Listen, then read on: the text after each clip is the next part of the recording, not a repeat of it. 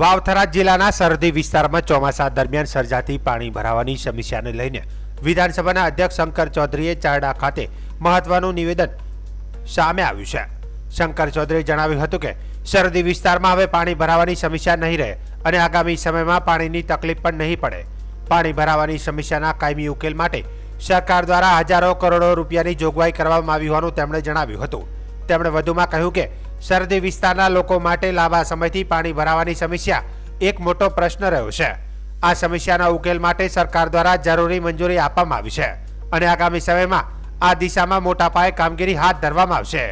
સરહદી વિસ્તારમાં ચોમાસા દરમિયાન પાણી ભરાવા અને પાણીની સમસ્યાને લઈને સરકાર ગંભીરતાથી કામ કરી રહી હોવાનું જણાવી શંકર ચૌધરીએ આગામી સમયમાં લોકોને આ સમસ્યામાંથી રાહત મળવાની આશા વ્યક્ત કરી હતી।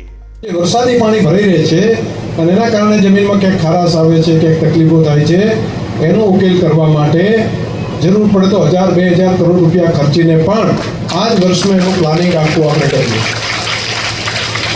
અને આ થાય એટલે અત્યારે કેમ થરાદ આ બાજુ નથી વધતું તો એની પાછળ સૌથી મોટો જે કારણો છે એનું એક કારણ આપણે તો પાણી બધું ખાનપુરથી બધું પાણી ભરેલું, પાણીમાં કાંઈ થોડા વહે બધા, તો આપણે એનો કાયમી ઉકેલ થાય એવી વ્યવસ્થા પણ આ જ વર્ષે કરશું એટલે ચારડાનો ભાવ એના હાથે વધી જશે। કશું તે કરવાની જરૂર નથી।